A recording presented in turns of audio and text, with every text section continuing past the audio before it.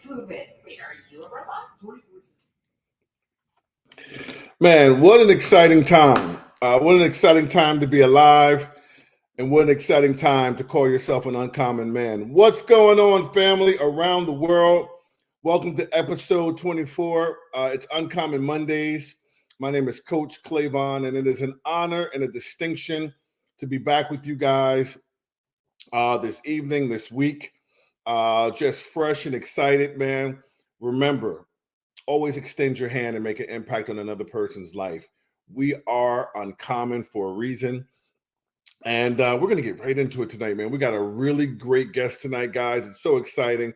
But before we get started with our guest, before we have this uncommon conversation, I want to introduce to some of you guys a gentleman I have a tremendous amount of respect for, the CEO and founder of Be Epic and the Uncommon Movement. A gentleman who is a global, icon, and someone who has a heart of gold, man. Loves to help people. Very, very wise, very intelligent gentleman, family-oriented, has a tremendous amount of integrity. I wouldn't want to share this platform with anyone else other than my partner, Mr. Dan Putnam. Bring him to the forefront. Dan, how you feeling this evening? Man, I'm doing fantastic. How about you, Clavon? Man, I'm blessed and highly favored, man. Everybody wants to know what's the word of the day. Man, just excited about everything we have going on. More and more getting done every single day. Trying to see who's going to pull it out at the end here. The last 22 seconds of the Pacers and the Knicks game one. So always exciting things going on. But Clavon, I'm just super excited about what we have going on. I'm excited about what we do every Monday. I just want to give a quick reminder. The whole goal of Uncommon is to provide the opportunity that allows every young man 16 and up the true chance of success. Success really comes in three things. First, it's a decision. The first thing that you have to understand is you are the one that decides if you're successful or not. The second thing is it takes opportunity. The goal of this Uncommon movement is to provide the opportunity so that all the person has to do is make the decision. Now, once you find an opportunity, success leaves clues, again, through mentorship, through systems, through all of these different things that helps determine how successful you are in the opportunity.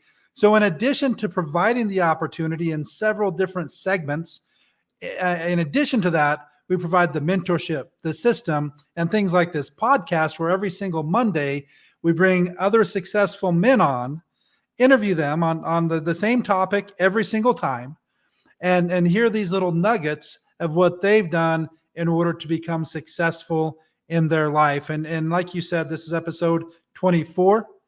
So we're a half of a year into this. Man, time flies, but we're just getting started. Doesn't matter if it's episode 24, 240, or 2,400. We're going to keep pushing, doing the same thing.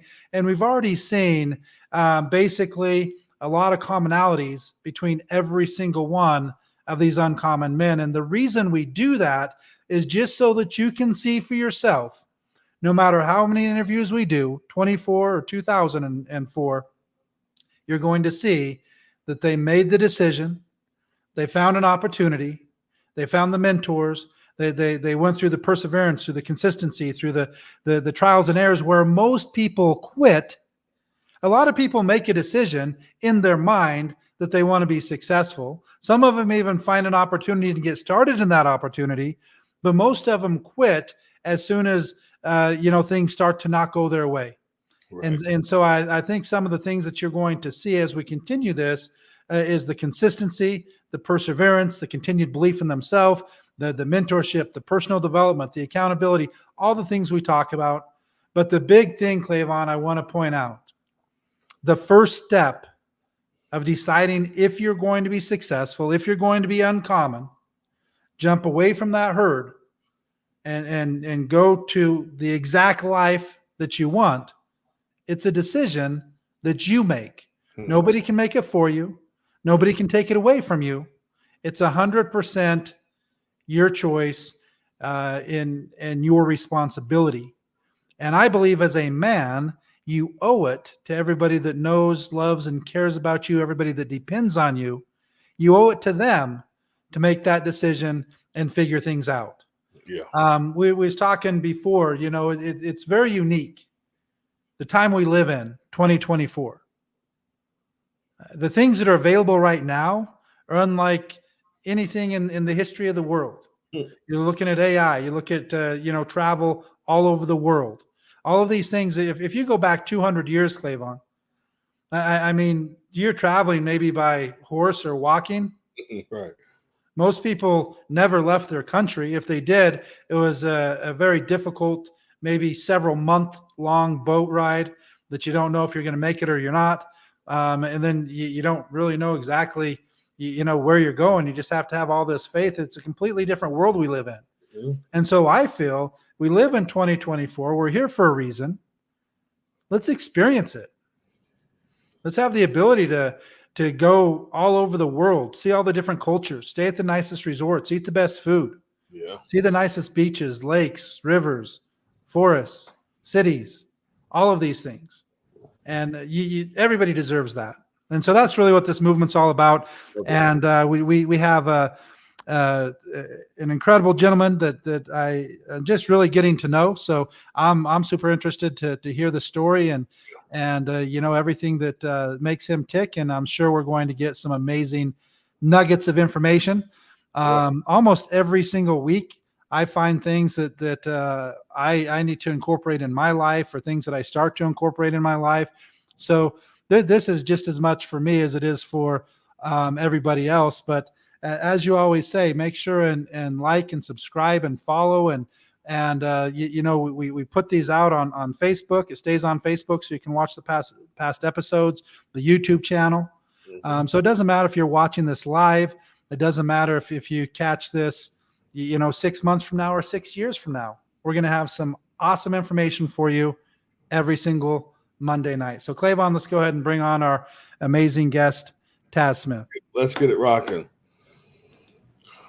Mr. Taz Smith, an uncommon gentleman you are. How you feeling tonight, my brother? Feeling good. Nice to be here. Happy to be here. Hey, man, we're excited about having you here. To make it to this platform, brothers, because you've been identified as a winner and a champion, someone who is successful, someone who is, taking care of their family, their community, making an impact holistically, and winning in their specific career. And we really want to hear your story tonight. I know about a lot of your accomplishments. We've met and had some fun together already. And I think the world is going to be inspired to hear your story. And we just want to jump right into it, brother. But first, Taz Smith, a little insight on your background, man. Just let us know, maybe where you grew up, how you grew up, what was your, childhood, community, environment, home life like, parents, and what kind of was some of the key moments that just sparked you on your journey through your adolescence? Let's just start there, man. Who is Taz Smith? Okay, cool. Well, I grew up in Shreveport, Louisiana. All right. So a very hard place to grow up in, and very hard to make it out for a lot of people. It's like, most of the people that I grew up with, it's either from it being 40 of us growing up together, running together, to only 6 of us alive or out of jail. Wow. Today, and I think 5, because one of us just passed away 2 years ago. So 5 of us out of jail and alive today from that neighborhood, which is a neighborhood called Moortown. That's where we grew up from. One of the most dangerous neighborhoods in Shreveport, Louisiana as well. And just 5 of us alive or out of jail, being successful in life, got families and doing our thing, so that's a big accomplishment for me in life. To be able to reach 41, that's something uncommon from our group that used to run together. That's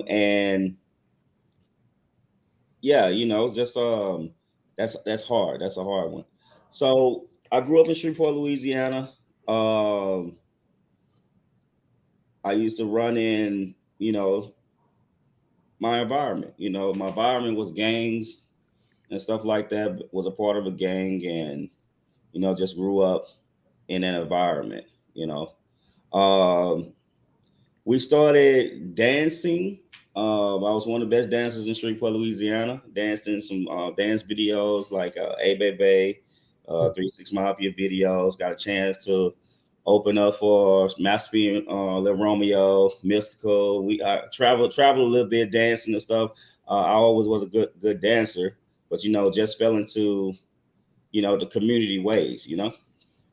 So that's some of my background, but always had a talent. Good basketball player. Played for and one for 2 years. Traveled with them and stuff. Just had a lot of talent, but didn't really have the guidance to kind of know what to do with it in life. So. So. Taz, I barely ever even ask a question or interrupt when a person's telling their inaugural story. We usually kind of wait, but I kind of feel like this is great segments the way you have it. And I just want to jump out there and just ask you because we had a chance to go to the baseball game and hang out a little bit, and I just saw you as like not just a gentleman, but just a like real soft spoken, confident, laid back, just cool guy. You know what I mean? Like I know the trenches. I know I know a little bit about the streets myself, and just don't see that that aggressive, rude or over just ghetto type of. There's none of that in you, and it makes me think because people are going to watch this, and I already think I know the answer, but I want to ask you, for someone who obviously was raised well by his parents. Because you can't fake being a gentleman. You can't fake being having manners or being kind and having good positive energy. And you're coming up with that in the community, and you can dance, and you can, you have all these talents. What really drove you toward the gangs? Did you feel you had options, knowing that it wasn't, I don't know, maybe your true nature, or were the gangs doing some positive things? Like what was it? Pure pressure? What drove you into it so thoroughly, knowing that it really didn't meet your nature? It doesn't sound like it. All right. So with how my life went, right? I used to stay with my mom, and I had like a oh man, we're gonna get deep, huh? I was abused by her boyfriend, growing up and stuff. And sometimes he just used to beat me because I wasn't his kid and stuff. Me and my sister and I used to watch them and stuff. I never really had a childhood, to say that, because when I come home from school as a youngster, I have to, kind of watch my little brothers and sisters. I have to raise them and stuff. Cause mom used to be at work, he used to be at work and stuff like that, Dang, man, it's deep, bro.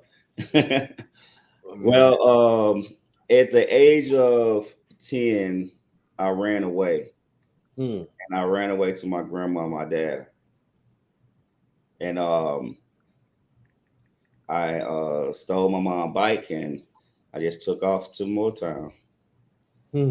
So that was that. They had a battle over custody, and my grandma finally got custody over me, and I grew up with my grandma. So at that time, me being like the only child, so all the neighborhood kids, they all involved in stuff. So with a gang, this is what a lot of people don't understand. A gang is like a brotherhood, and it's supposed to be. It's like a brotherhood, and when you're alone and the only child at a place, right? So I come from my mama having 6 kids, older brother, and I'm in the middle and stuff like that, right? To going to a place there, I'm the only child. It's different. So you want to make friends and stuff, and everybody in the neighborhood is like, running together, playing basketball and stuff like that. You want to be outside with them and stuff and do the same thing, but it was a cost to run with them. So I I got into the gang, got initiated, and it was just basically like a brotherhood to me. I had other friends. I had people that I grew up with that I call my brothers. So we wasn't a very violent crew. We was into basketball. We just looked after each other. We stayed right next door from each other. It's like house to house to house. Everybody, all of us run together. We growing up together. We playing basketball. We look after each other. We go out together. Sometimes other neighborhoods, try to fight us. We fight together. We make sure nobody left behind. We wore clothes, we wore each other clothes. Hey, I borrowed this shirt today to wear at school. It was different, man. So when you say gangs don't always be like violent, but we can be violent. When you messing with somebody in our family and stuff, or trying to protect ourselves. So and I'm not saying a gang is a good thing. I'm not saying it's a good thing, because we did a lot of things that we weren't supposed to do. Well, of course, as kids, knuckleheads running around doing stuff, but it was a brotherhood to me. And that what helped me. It helped me survive long as I did. Just put it like that. So growing up in that environment and understanding the street rules and stuff, that was something we learned from the OGs in the neighborhood, and we got into the OGs in the neighborhood. They always seen talent in us, some of us, and they pushed us towards that. So my talent was dancing and playing basketball. I'm a real good basketball player, real good dancer. So the OGs in the hood, they kind of like pushed me towards that. They always pushed me to dance and stuff like that. So, it was just it was different. So that's what I say about it. But like I said, it's not a good thing, because we did do some things that we wasn't supposed to do. Of course, we're young and dumb, and that's what it was at the time. But a lot of that, man, it was just the brotherhood, the love that you never got before from people, and just we cared about each other.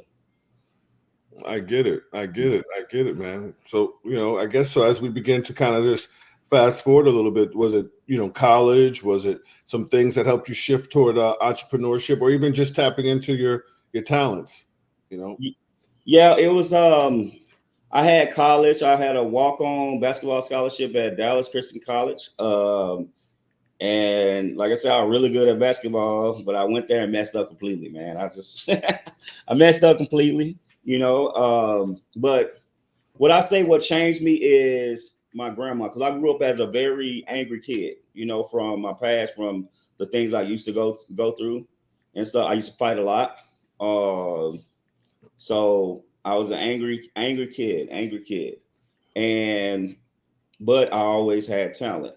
So the main thing that changed me was my grandma, and my grandma started praying and pushing me towards those talents and supporting me in whatever I do. When I got into basketball heavy, she really supported everything I did in basketball, and that love from her, what made me, kind of come out of my aggressive ways and stuff, and just really see like a future towards going towards the NBA, going towards, some of my goals. And then other people around the neighborhood start seeing how good I was. They just pushed me towards it. So, like I said, I wasn't always in the big gang stuff, because they try to keep me from it.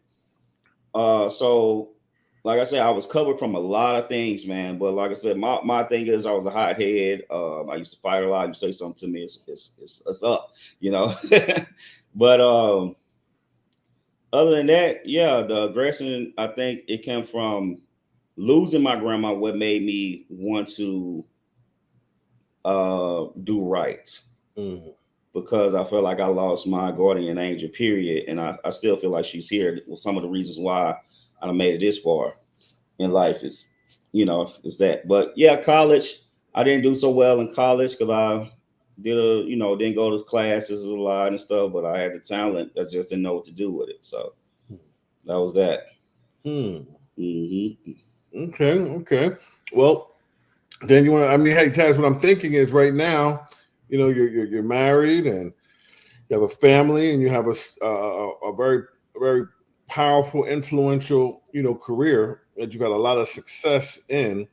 And so is there something in between, you know, losing your grandma and having that, I guess, that shift and trying to channel all that anger to kind of like meeting, you know, your wife and getting into, you know, trading and all the things that you're doing now? Is there, you know, a middle piece that a connecting piece to that? Yeah. So me and my wife not married yet. She's getting married this year though. I'm gonna marry her this year, man. She's like one of Congratulations. my dreams. Yeah, appreciate it. So, you know, I already look at her as my wife. So that's what that is, man. Far as like the transformation, right? Well, the transformation come from my kids, you know. I have an 18-year-old daughter. She'll be 19 in the next week or so, 2 weeks. And I have two little boys. You know, one of them is 17. The other one is 16. No, he's about to turn 18. She's gonna turn 19. Yeah, something like that. So, what made me change completely is wanted to be a role model to them because I seen my boys, the ones that grew up with me. My daughter kind of met me for the first time in life when she was 15. You know, but my boys, I've been there from you know, the time my son was 1 years old, because I met him when he was one. And then I just stayed in their life. You know, I couldn't let him go like that. So seeing that I was their hero, you know, they wanted to be like me, man. They wanted to dance like me, play basketball, look like me. They just wanted to be me. And just seeing that in them, it made me decide to change everything. You know, because it wasn't no Batman and Superman and Spider-Man, that hero. I was that hero. And I also used to rap and stuff. So tried the rap career. I was a good rapper, did a lot of shows and everything. And they used to watch, I watched everything, man, from my songs to everything. So just seeing them as my biggest supporter and knowing that their eyes is on me, that made me want to change. So fast forward a little bit after that. Well, I'm gonna tell you what made me really tap into trying to be different, really trying to become a man. I say it was one day, right? Because from my past, you know, of course, I used to go be in and out of jail, um, just on crazy stuff. Um, and I was working at Denny's. Yeah, Denny's, right? And I was going to get my check, and I had my youngest boy with me, and we walked in and get the check and stuff. You know, everybody love him at the job and stuff like that. So we walked, you know, everybody have fun. They picking him up and holding him and stuff. But then we walked out. Three police officers was coming in, and when they walked in, my son looked up at me and said, "Dad." So at that moment right there, man, I can't tell you how hurt I was to hear my little baby say that, man. My little boy say that to me. And that day, I just really decided to change everything. So after that night, I just got on my knees and prayed and asked God to change my ways and reveal things, you know, to me and guide me, and always question them like, you know, I got all this talent. Why don't I know what to do with it? Why haven't I made it yet? You know, so after that day, things just started happening. You know, I didn't pray before. I grew up in the church, but I got away from church for my own reasons. It's not like I didn't believe in God. I knew it was God. I just didn't call on him as much, you know. But then when I did turn my life over to him, I mean, he started working through me. That's really the story. It was God that changed everything with me. So from me having kids to praying that night and waking up, and things just started happening, man. Things just started revealing itself. And then I say like a week or two afterwards, one of my old basketball teammates came in the job I was working at, and we sat at the bar and talked and stuff. And he was doing real good in life. I asked him what he do. He showed me a couple of paychecks, and he said he was in network marketing.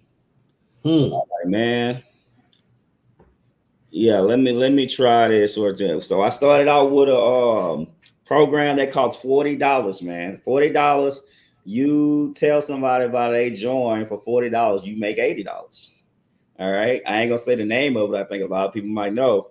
So I started out with that, and I seen that it was real. You know, at the time I ain't have the money to even start. I asked, well, I had money to start, but I didn't know nobody. I called 3 of my cousins and told them, you know, hey, if y'all pay this, and if it don't work, I'll pay you back. If it do work, I'll pay you back. And they did it. And then next week I seen that I got a paycheck, and hey, the rest was history, man. That I made I think $100 and some from them 3 signing up. And then after that, I seen it was real. I went hard in the second week, man. I made $1,400. I quit my job right then and there. That was it. And ever since then, man, I've been in this industry. That was in 2013. I've been in this industry since then, bro. And just been really pushing to show people that there's a way out. Because the thing is about growing up in what they call the hood, right? Bad neighborhoods and stuff. Being a part of gangs, we always look for a way out. It's all, you know, it's something that every person in the hood want to do. They want to make it out, and we try to find any way to do it. So this was my way out, you know. And when I got in this industry, I started changing. I also wanted to reach back and help people that grew up with me, to show them a better way than what we used to go through. Okay, so yeah, that was the change of everything, man. Changing my life over to God, my kids. That pushed me to become better as a man. Wow. No, that was a beautiful, powerful story. And so I know, Dan, you know, now guys, we're going to shift now, Taz, and take you on the uncommon journey of you know, what we stand for as far as the 5 pillars, the 5 founding blocks of the uncommon philosophy, mission statement, and movement. And you know, Dan, you want to just jump in there and explain to Taz why, or you want to just ask him how he feels about each one? I know the career part that it will be touched in the financial literacy, our second one, but the first one is health and fitness. And I always like to defer back to Dan so people get a fresh insight of why a leader would make health and fitness, health and wellness, the founding number one, perspective of the uncommon movement. So Dan, if you touch on that before we get Taz's opinion, I think that'd be great.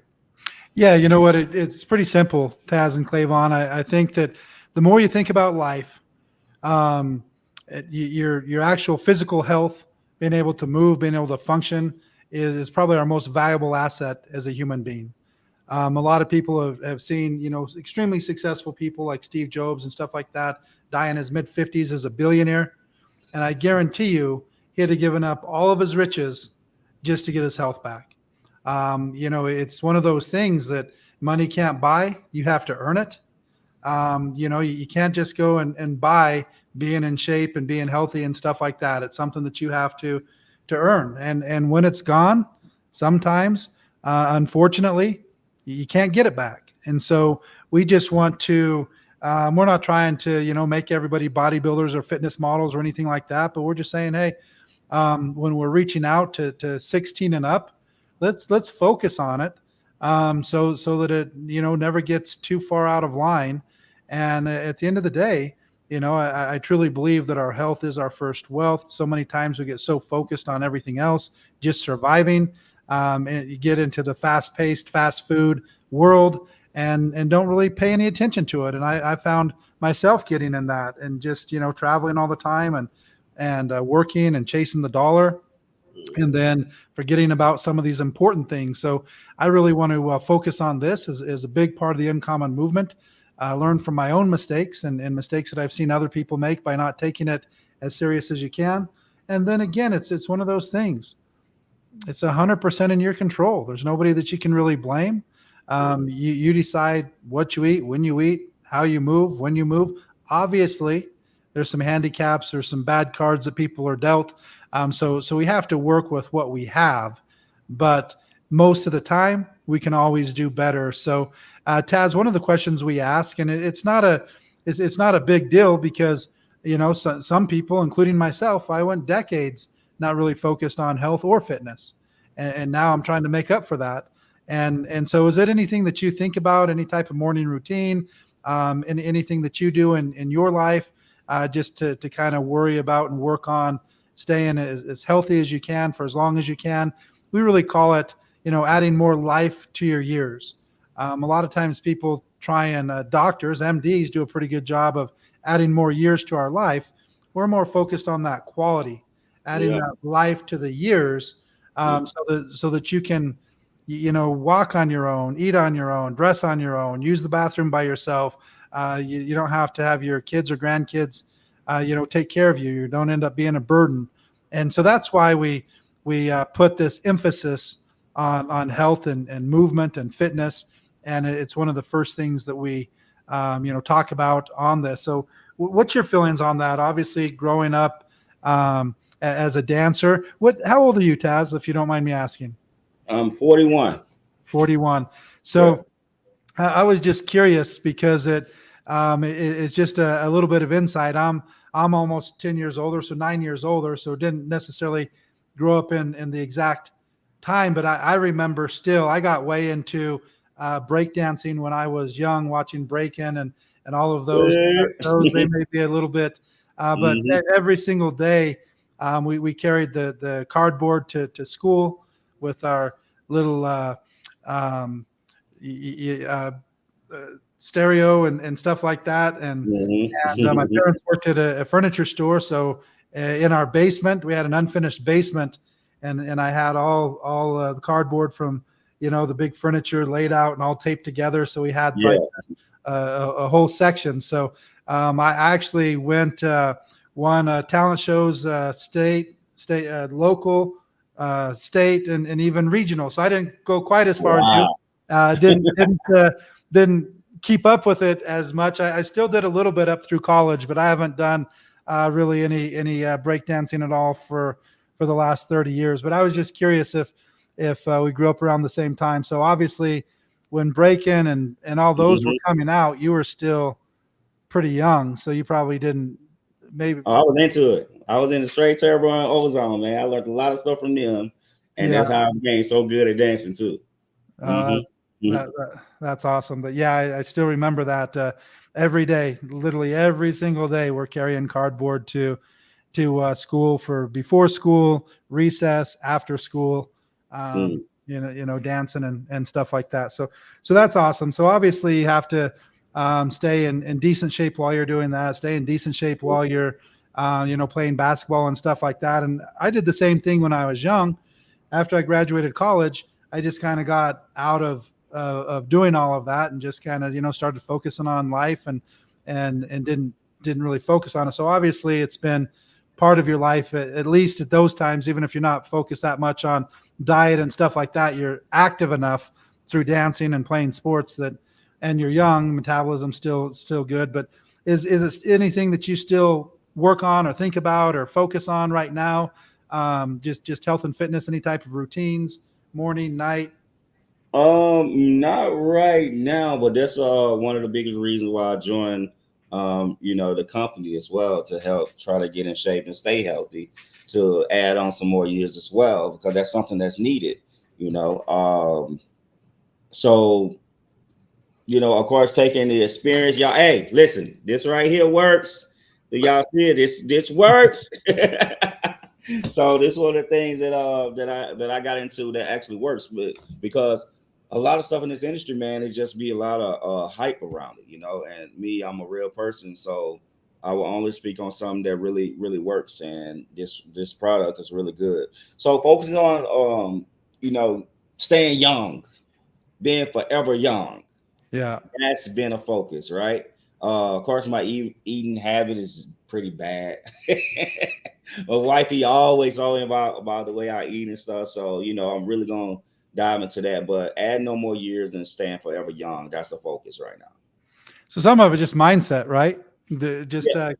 Continuing to think that way and act that way. And I think that so often. I have friends that like, I'm 50, but to be honest with you, I don't feel in my mind any different than when I was 17, 18. And I Yeah. have a lot of friends that are always just talking about, oh man, I just feel so old and stuff like that.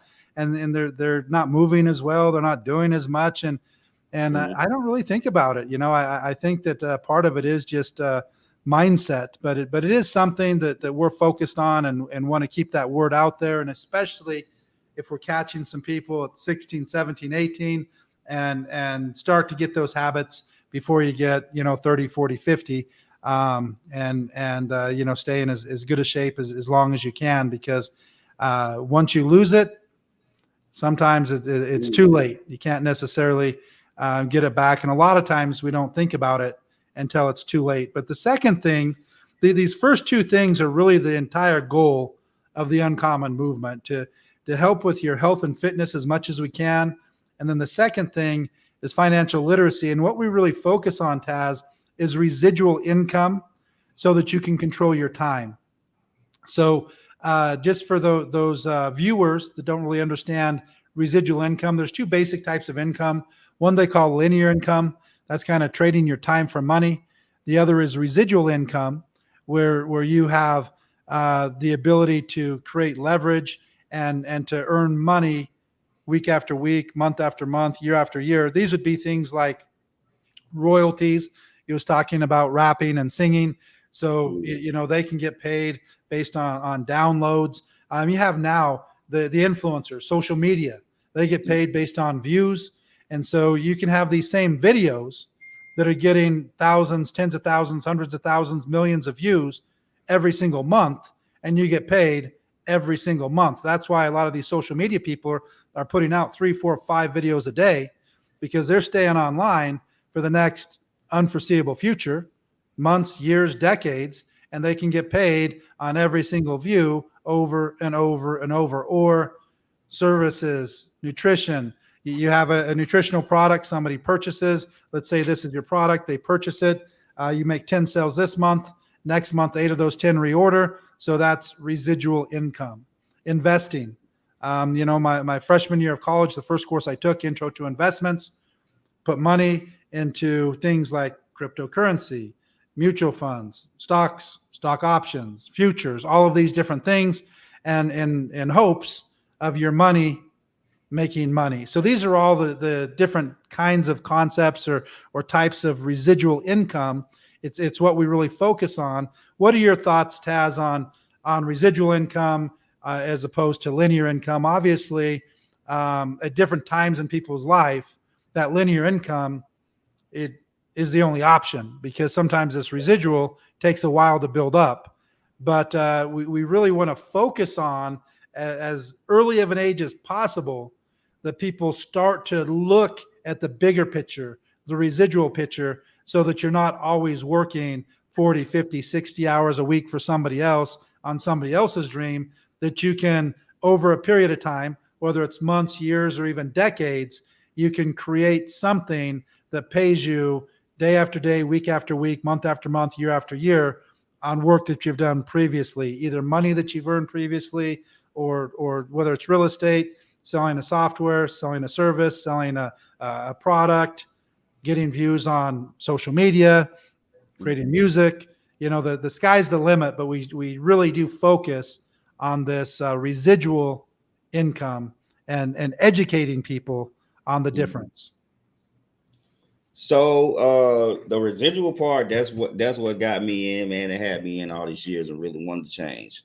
To find out that there's something out there that exists that can pay you way more money than, like, what if you didn't make it to the NBA, NFL, or the rap game or anything, y'all. This industry was a savior, because in those fields it was some of those fields I felt like a failure because I made the wrong decisions.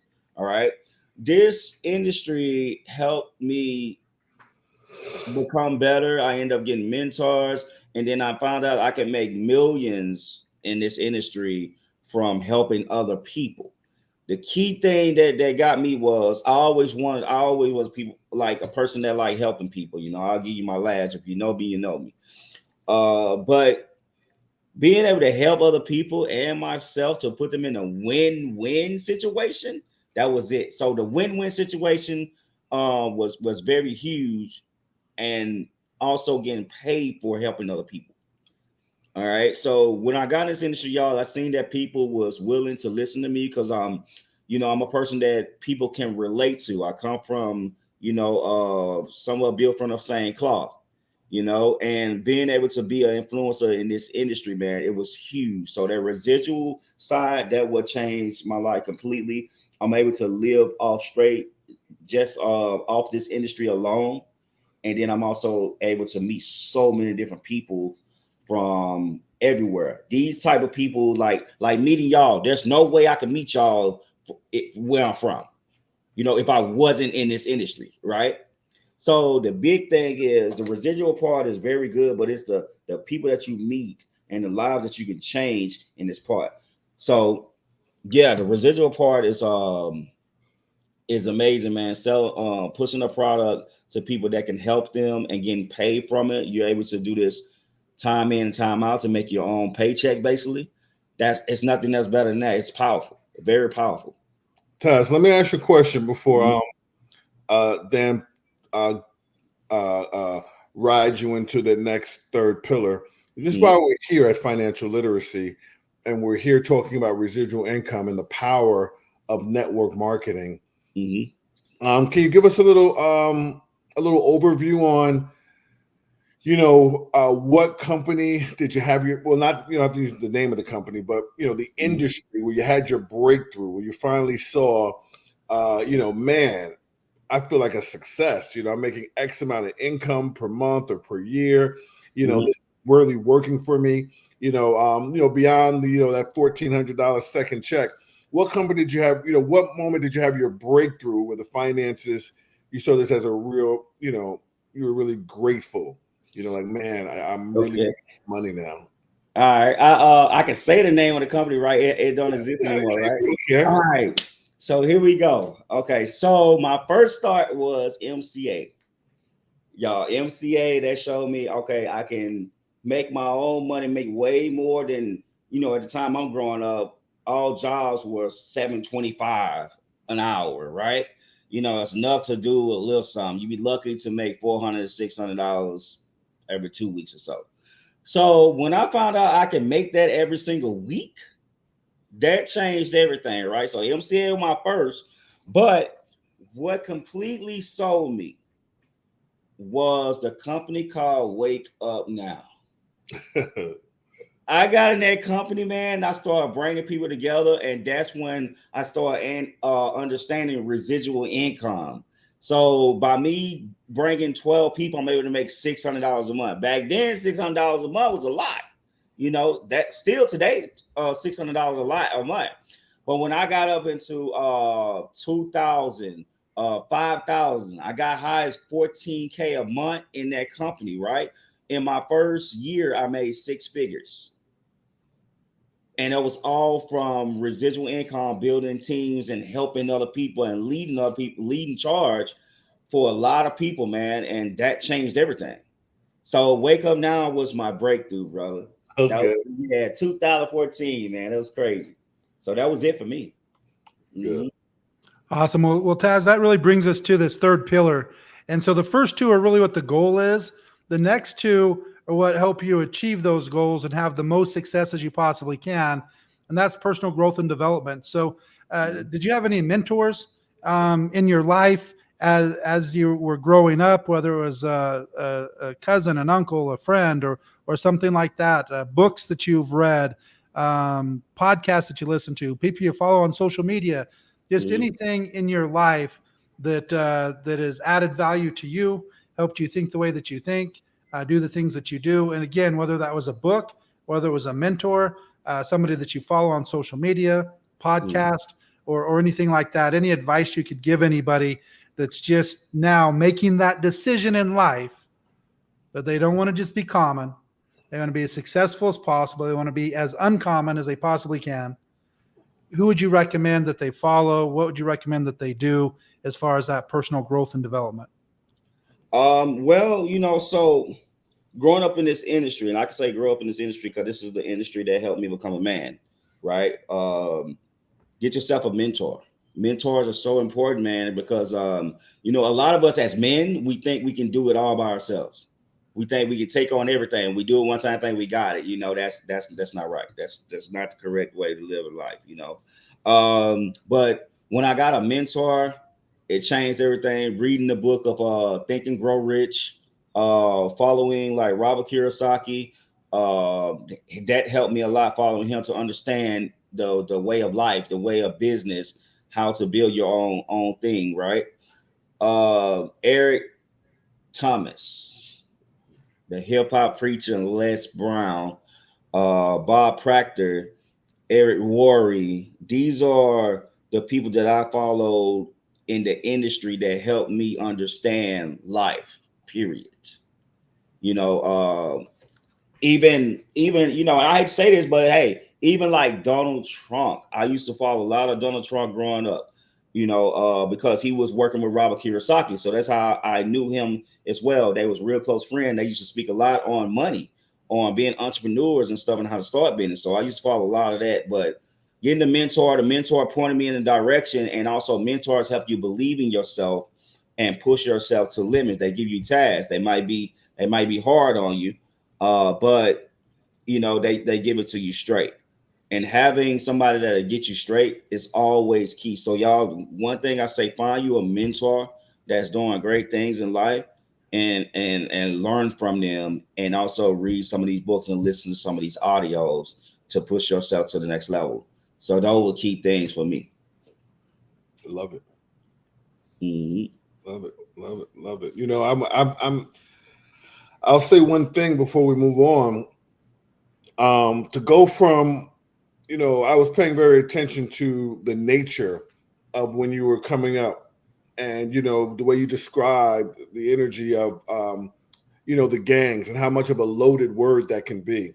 Mm-hmm. You know, you made very clear that it was, you know, a brotherhood. It was a support system. It was camaraderie. It was, I got your back. And, you know, there was some positive lights. Without advocating for gangs, you really did let us know it wasn't just about, you know, ignorance and violence and robbing old folks, you know. But I still believe that there had to be a lot of mental shifting. Like I would have to know that you had to spend a lot of time with mentors, reading what you're watching, what you're listening to make that transition once you got into network marketing. You've always been a leader, but how you communicate, you know, how you serve others, you know, how you just have like thinking really, really big. I mean, those are some of the things I could imagine personal growth and development and the mentors helped you accomplish. Mm-hmm. You know, and I'm sure you're still sticking to it. And you know, I always say to Dan, I said, I've never seen any successful movement in history succeed without the power of accountability. And as you were mentioning with the personal growth and development, having a mentor can help you, give you tasks and stay on you and give you that tough love. And I'm sure you saw that in the community with those that said, no, hey, Taz can dance.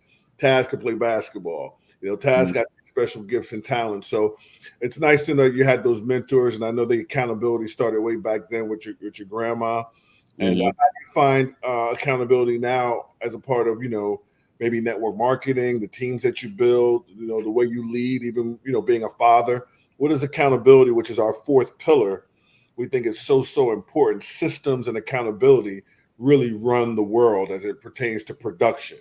There's no production without systems and accountability, right?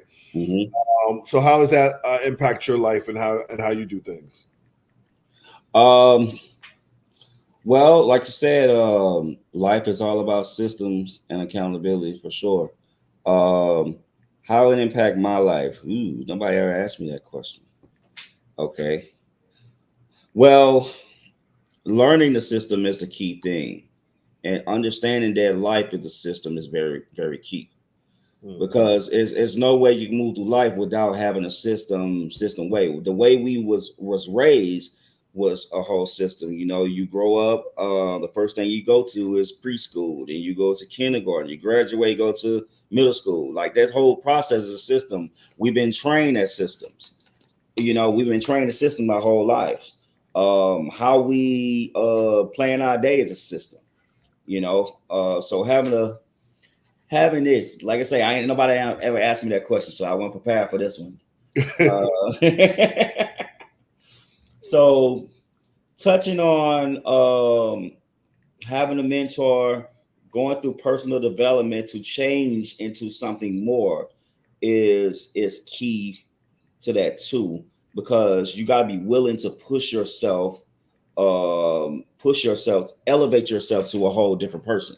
So the person I am today, like if you look back from when I started to where I'm at today, I don't even sound the same. I don't talk the same. Like I move different. I feel better about myself. I love the man I have become versus the person I was growing up. All right. So to me, that person don't even exist anymore. So you can't judge me by my past because that person, that wasn't me. All right. But man, this is a tough one, y'all, for me. But creating systems, I can talk on creating systems, right?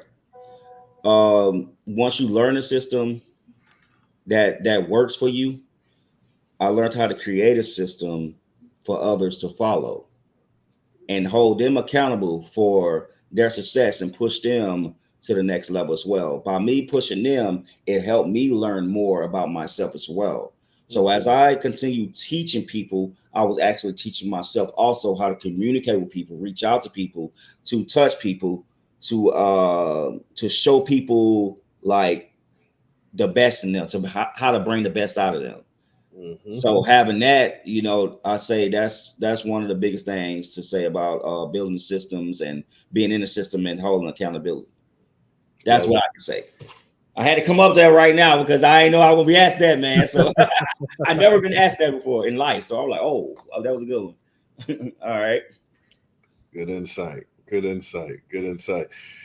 Well, we in the fourth quarter right now, big bro. And this one here, any man that's been raised by his grandma, giving back, I could imagine, she instilled that into you, just like, my mom instilled that into me. She had a big, big heart. I've met Dan's parents. I've met Dan's family. I've had the pleasure of doing that. Big time givers, man. It's like the winners in life got the biggest hearts, so it's not it's just community giving back.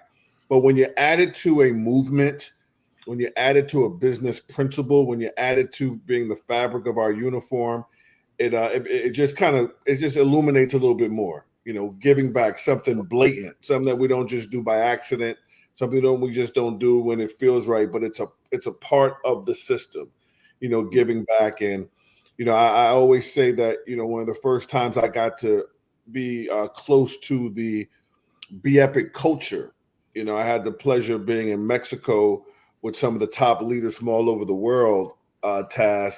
We're going back about 7 months from ago. And it was amazing to watch all the leaders of the company. I mean, these are people who have made 7 figures, multiple 7 figures, millionaires, right? All the corporate thousandaires, just the top leaders from all over the world, Russia, this place.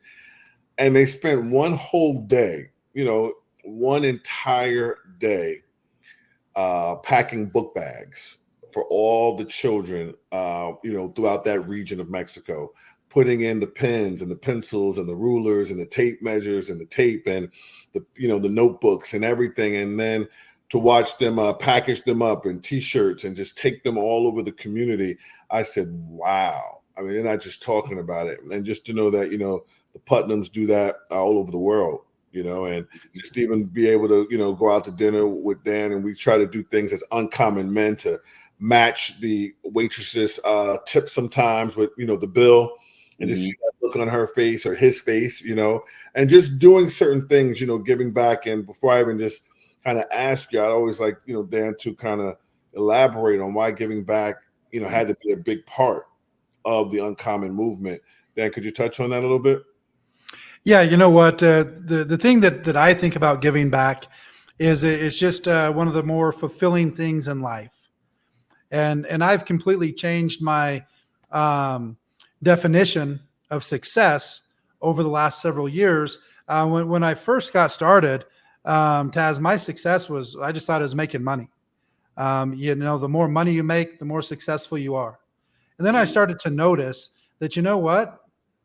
I'm making money, but I still don't feel like that amazing. I still have bad days. I still, sometimes think life sucks and this, that, and the other. And then I see other people that are some of the most successful people in the world, have the most money, the best looking women or guys, if it's a woman, all the things, everything that everybody's ever dreamed of. The rock stars, the famous actors and actresses committing suicide every year. We lose 2 or 3 or 4. Mm-hmm. And so then I started thinking, it's like, man, if that person isn't happy with life, what more could you ask for? They have everything. But then when you really think about it, do they have everything? What truly is important? And I've completely redefined my definition of success as happiness. And I really think that giving back, helping other people, for me at least, brings more fulfillment and more happiness than just going out and making money myself.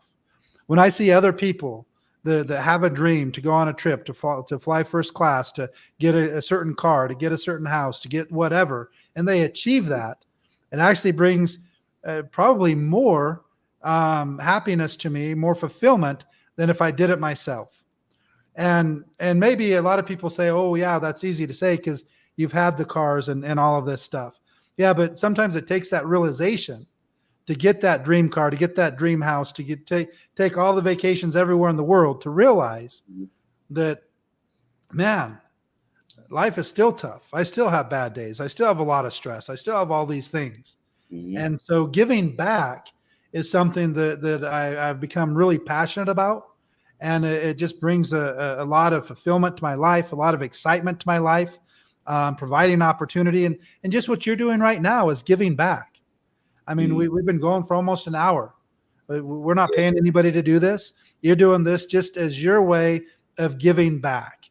And I know people are going to see this, whether it's tonight, next month, a year from now, 2 years from now, and they're going to be like, man, if Taz can do it, coming up in those neighborhoods, and most of the people aren't even alive anymore, like you're saying, out of 40 friends in your neighborhood, there's only like 5 left that either aren't dead or in jail.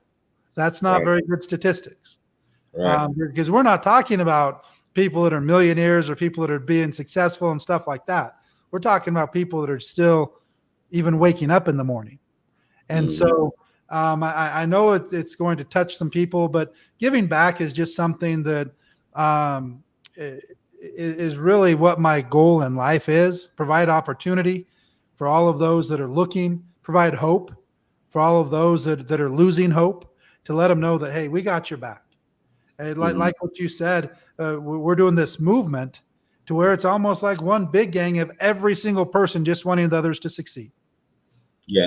When we have the uncommon gear and stuff like that, and I see somebody out there, I have already manifested this, envisioned this, that 5-10 years from now, I'll be in completely different countries and walk by and somebody wearing an uncommon hat, an uncommon shirt, uncommon socks, or something like that. And I'm instantly going to know that's somebody who's made a decision in his life. Because what this brand represents is a decision. That's a brother. That's just like wearing the colors, whether it's red, blue, whatever. You go to the neighborhood, you don't even know these guys, but they're wearing your color. You know them. You know what they're about. You know that they're even if they don't know you, you know that you could call on them and they're probably going to help you. And that's that brotherhood. And again, we're starting this movement that's how we want it. But everything good. None of the dark side of it. It's just one goal: help everybody have the chance to realize who they are and what they're capable of as a human being in 2024. Because think about that. As a human being in 2024, with a worldwide economy, with people making millions of dollars from their cell phone, we are capable of so much. But we have to have the opportunity. We have to have the mentorship. We have to have the, personal growth and development. We have to have the systems that somebody can hold us accountable to. I love how you mentioned that, talking about the systems, because without a system, what do you hold somebody accountable to? How do you know if they're doing it or not doing it if there isn't even a system? Right. So, the systems pretty much have to be in place to even have accountability. Whether it's like a McDonald's franchise or a Starbucks franchise, all they are is systems, but they have that system that they hold all the franchisees, the owners, the franchise owners are held to follow the exact system, or they lose the franchise. If you look at the Army or the Navy, the Air Force, Marines, they all have a system that they hold everybody accountable to, because people's lives depend on it. They depend on you following the system. They have to be able to count on you doing what you say you're going to do. And so anyways, the giving back is just kind of that icing on the cake to kind of ground everybody, to let everybody know that, hey, it's not just us. It's every human being needs a smile, needs a helping hand, some information. It's not all about giving money. It's giving time. It's just being nice. We have a saying that is always leave them better. And in turn, you'll always leave them better.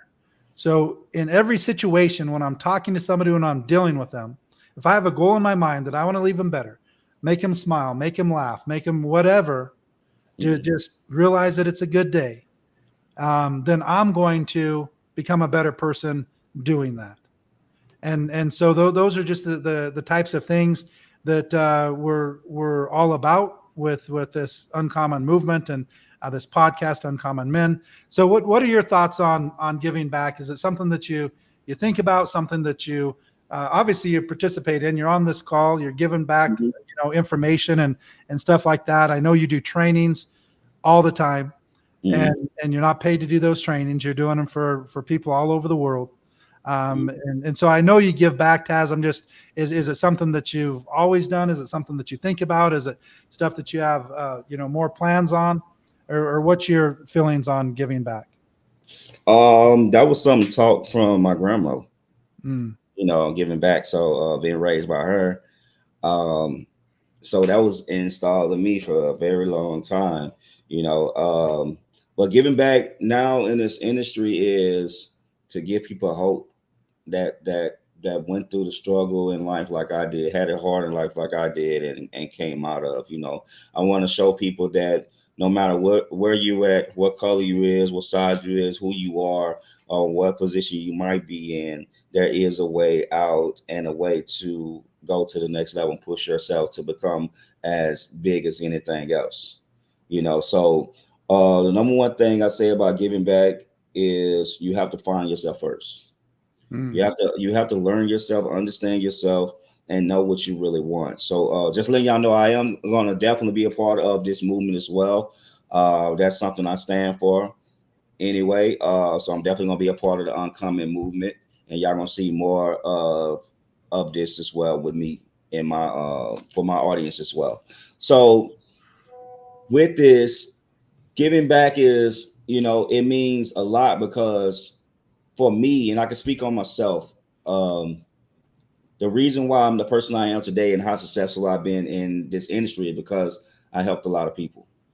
So I give a lot of people, I show a lot of love, I show people there's a way out.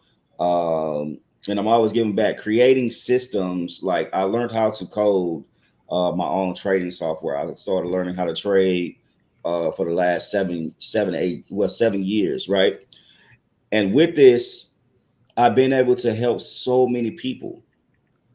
So many people believe in themselves. So many people change their lives. So many people to see a way out. And I don't know how I create stuff. It just happened. Like I say, God taught me this. And by me knowing that I'm working through His eyes and working through God, He sent me a beautiful queen that helped me as well.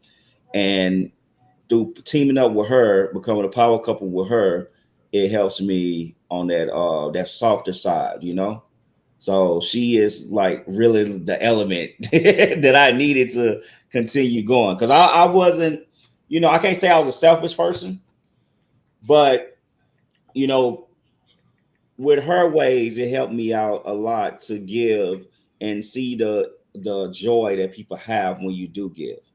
There's no other feeling, there's no better feeling than hearing somebody say thank you and appreciate you, and also say, hey, you changed my life. So for that right there, I'm gonna continue giving back, man. It's just what the way we're supposed to be as human beings. Well, I love what you brought up earlier, Taz, that you have to take care of yourself first. Mhm. I think that's one of the things that people need to realize is just the concept of giving back means there has to be some excess to give back, whether that's knowledge, whether that's time, whether that's money, whether it's a combination of all of them. But that's really what this goal is first off, we want to help you become uncommon with your health and fitness. So you have the ability to be as healthy for as long as you possibly can. Second, we want to help you with your financial literacy and more specifically, get you a form of residual income coming so that you have control of your time. Your health and your time are your two most valuable assets, in my opinion, as a human being. And then personal growth and development, mentorship, all of that is how you're going to get those. Find somebody that can help you with your health and fitness. Find somebody that can help you with your financial literacy. And if it's not a person that helps you personally, then get the books, whether it's audio books, reading the books, podcasts. There's no excuse in 2024. All the information is there. We just need to find it and put it into action in our lives. Find that system, hold yourself accountable, show some self-respect, quit lying to yourself, quit telling yourself you're going to do things and then don't do them. I think that's just crazy as humans, how we constantly disrespect ourselves and really have such little self-respect, meaning we'll lie to ourselves every single Monday. Okay, I'm gonna start this on Monday. I'm gonna do this. I'm gonna do this. I'm gonna do this. By Wednesday, we're already making excuses. We typically don't even do that to other people as much as we do to ourselves. And so finally, make that decision once and for all. Make that non-negotiable agreement with yourself. Just quit breaking promises to yourself. And then once you have all that under control, there'll be plenty of opportunity to give back. And I love the concept that every single person should have the goal to become a millionaire, not to have the $1 million, but to become the type of person that you need to become to be worth $1 million, to have that perseverance, to have that self-respect, to have that consistency, to be able to follow a plan, to be able to do what you say you're going to do. That's worth more than the money itself. And the same thing with that health and fitness, not just so you look better in a bathing suit, have more confidence in all of that, but to become that type of person that perseveres, that doesn't give up when it gets hard, that stays consistent, that does all those things. It's really the same things in different areas in your life. You can be successful and make a bunch of money and not be in good physical shape at all. That's a fact. You can be in great physical shape and not make any money. That's a fact. But what we're saying is why not do them both? Because it's really the same principles. It's just different actions. But if you have a lot of money, wouldn't it also be better to be as healthy as you can so that you have the more opportunity to enjoy it? And the same thing, if you're in great shape, wouldn't it also be nice to be in great shape financially and have control of your time so that you can enjoy it? And that's really what the goal is just to get people to have the best life that they can so that they're saying, man, life is absolutely incredible. I love it. I can't wait to wake up tomorrow and the next day and the next day and end all of this. These people that it's like, life sucks and then you die. The number one cause of death in males 45 and under is suicide. We want to show people life is absolutely incredible. The experiences that you can have in 2024, and it's your decision to become successful. Nobody can hold you back. It doesn't matter how bad of upbringing you've had. I mean, so many people, Taz, in growing up where you grew up, with the stress, with the circumstances and all of that, so many will use that as an excuse of why they aren't living the life of their dreams, of why they can't, have all the experiences. It's because of this, it's because of that. But yet there's people that have had worse upbringings than you, that are ultra successful. And you're a perfect example. I mean, there's a lot of people that went through the same things as you and use that as an excuse for them not being as successful as they could be. But at the end of the day, it's a decision. It's not going to be easy. And if it was easy, then there wouldn't be the joy of getting there. So it's one of those things that I found you have to change that mindset so that you're glad that it's not easy and you're up to the task. It doesn't need to be easy. You've already done hard things. You've already proven that you can do hard things. And that's really what we want to get out to every male 16 and up and just bring that brotherhood, like you're saying, that you see somebody wearing Uncommon, if they're representing the brand the way that it's meant to be represented, you can ask that guy to help you out, and he's going to help you out. You can ask that guy for whatever. And that's really what the movement and the brand represents. And so with that, Clavon, I'll go ahead and turn it to you if there's anything you want to close out in. And thank you for your time. Hey, I got a nugget for everybody, man. Awesome. We'll let you close it. All right. With me coming aboard on the Uncommon brand, and also Dan, man, I appreciate you for bringing me aboard to show this gift of the financial literacy world of trading and stuff to the table, man, to be able to be on your platform and you to open your platform to someone like me. And I mean, like me, y'all, about a person that everything I just share with y'all is something I keep to myself. And that's just my past. I don't try to change my past. I'm not embarrassing my past. I embrace it and I own up to it, but the key thing is, y'all, I'm gonna tell you something. This is a nugget. This is a jewel. All right. What you want to do in life is get mad. I learned this from my business partner, Crypto Corey. He came up with this concept, right? Get mad. And what I mean by getting mad, not about getting angry and stuff like that. Well, you should be angry about how your life is going, but get mad. And mad would mean make a decision. All I did to change everything around, y'all, I got mad at life and I made a decision to change it. That's it. It's simple. It's that simple for real, y'all. It's that simple.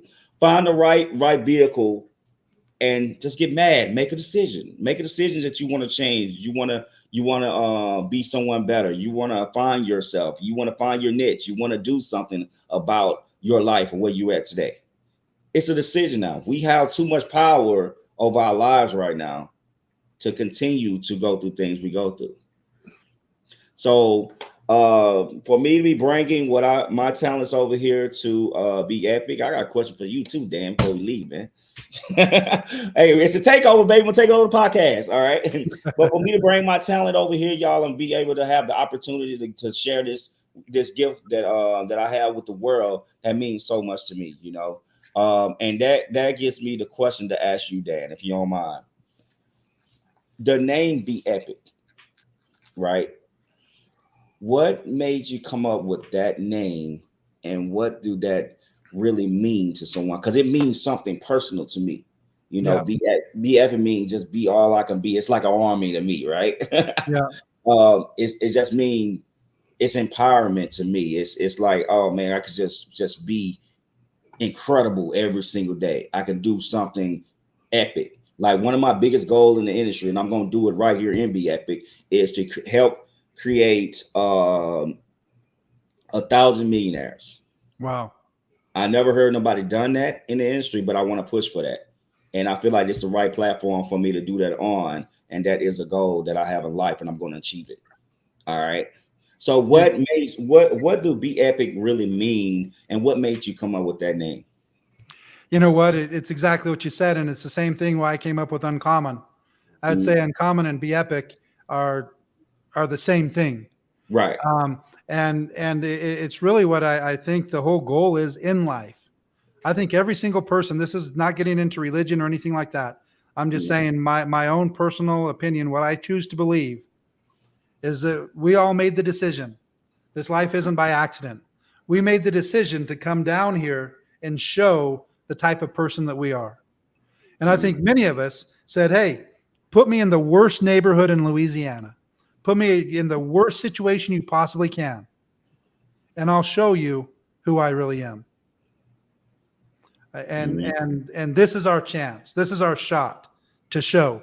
Take back all of our memory of who we are, all of the memory of what we've done in the thousands of years or whatever the time is. Take it all away, put us anywhere, and let me show you what I can do. That's what I think life is. And so when I think of Be Epic, it's remember who you are. Remember where you came from, what you're capable of, and then go out and take it. The very first video we did with Be Epic said, do more, be more, have more. So that's what I would say Be Epic means. Gives you the opportunity to do more, to be more, become more, and then in turn, have more. Be Epic. So that's really, but Uncommon and Be Epic really are the same thing. It's realizing who you are, where you came from, what you're capable of, and make yourself proud. I love it, man. And uncommon, man. Uncommon. It's uncommon for someone like me to be able to make it in this crazy world. You know, it's uncommon for people to have belief in themselves to become millionaires. That's uncommon. Yeah. It's uncommon to know that you have people out here in the world that's willing to mentor you for free. Yeah. You know, and push you to the limits that somebody you don't even know. But building that brotherhood, man, I think it's a real good concept. I am all aboard on this. And I'm willing to push this with you. Awesome. Clavon, what do you got besides the Knicks pulled it off and the Nuggets have dug themselves in one hell of a hole? Here's the deal. Going 26 points back. Dan, if you think about it, if you really think about it, what's happening in the NBA is very symbolic to what we're advocating in life. For the Knicks to win a playoff series and then win the first game of a second series, I mean, come on, this is not normal, you know. And for the Minnesota Timberwolves to be kicking Denver's butt this way, it's not normal. But I think my Lakers. Well, we're doing, yeah, they can forget about it. But Taz, what's happening right now is the unnormal is becoming as a new normal, right? It's the evolution of life, the changing of the guard, and what we say is uncommon, we're not going to stop until it becomes common, you know, because what, in my humble opinion, as we close out, what Be Epic is and what uncommon is, those words, it's all our birthright. Yeah. Somehow we forgot that wealth and abundance and dominion and greatness was a birthright. And we have to come together as a coalition of men to wake up men all over the world and remind them that, so we can lead properly.